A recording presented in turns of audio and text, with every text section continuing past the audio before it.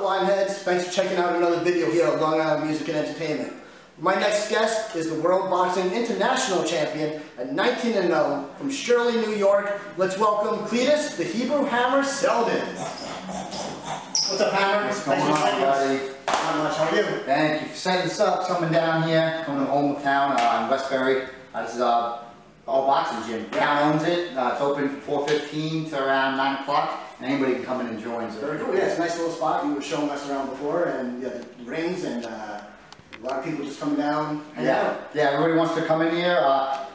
The world has changed from lifting weights to learning how to be a little bit more finesse and then learn how to fight. So it's pretty cool to come down all the time and having new people showing up, And then we have a lot of boxing gyms come in here, and we all meet up and we spar a lot, so we all get a lot of different variety of opponents. All right, cool. So we're here to interview you, so let's find out about you. How long have you been boxing? When did it all start for you? I started boxing at the age of 22. Oh, late. Everybody thinks it's... Late start for you. Oh, everybody thinks because you started boxing at 22, you're never going to be anywhere. And that's what everybody thought. And you are the champion? I'm the WBC International Silver Champion. I'm 19-0 with 16 knockouts. I'm ranked 5th by the WBC. WBC is the strongest sanctioned body in boxing. Right now, I am looking to get a big fight.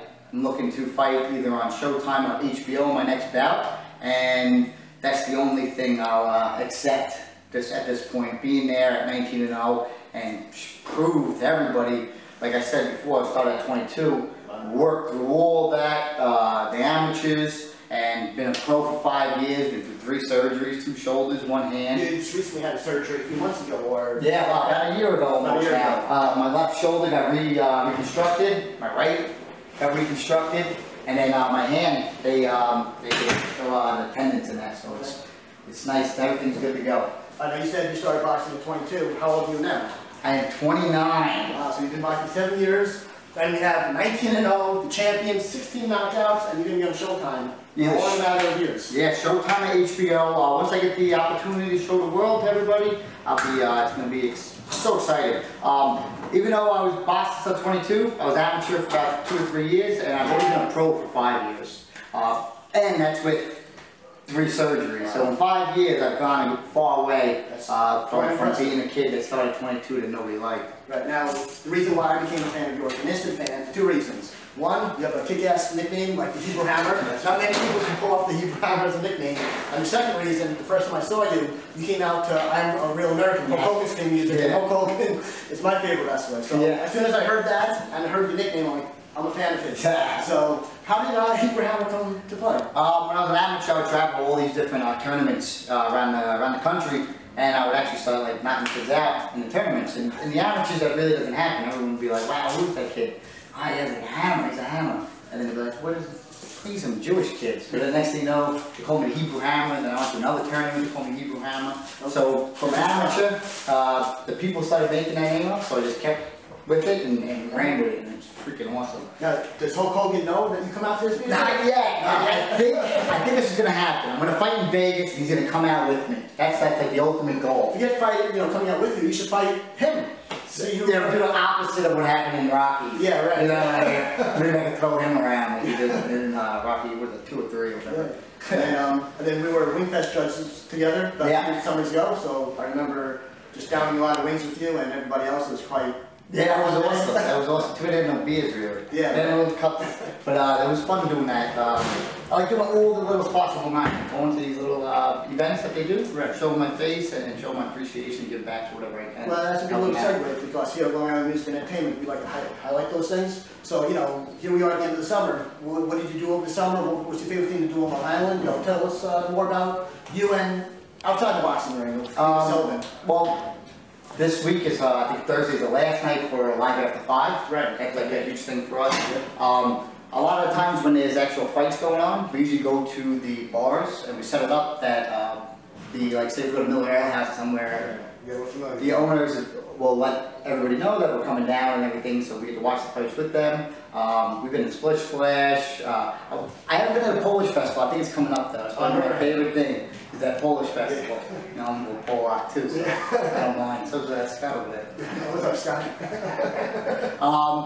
But any kind of event, I live in Bayshore, so I go to the State Park. I ride my bike everywhere. I cycle about 20 miles a day, or I run 6 miles a day, so I get to see the atmosphere a little different than everybody else. That would be right too, so that's the exact thing, like when you're on a bike, you just see it differently than when you're in a car or when you're walking, it's just a different feel. Absolutely, and I travel everywhere, like yesterday, I'm from Bayshore to Half Hollow Hills, and today I was in Holbrook.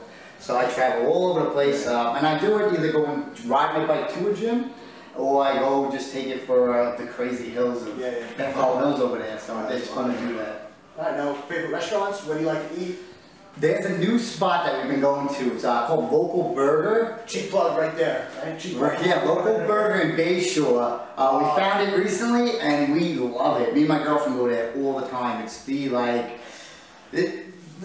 most places when you get burgers are these big fat burgers. They got these nice thin little burgers. You can double patty it, you can customize it anything you want. Throw everything on there. That's my spot. We should tell them to do a Hebrew hamburger. They should. They used to have a Hebrew hamburger sandwich out in Dad's Deli in Ronkonkoma, but the business shut down or whatever. But we should get a little Hebrew hamburger up there. And you know, follow like a lime burger or something. You know, market both of them. That makes perfect sense. Alright, so now I'm kind of upset with you today because, like I said before, off camera, you know, you carry your belt everywhere you go. Today you don't have it, so I hope it's in safe hands. Yeah, usually I used to always keep it in my trunk, and it would get, I just leave it there, but then all of a sudden I got ranked, like in the top 5.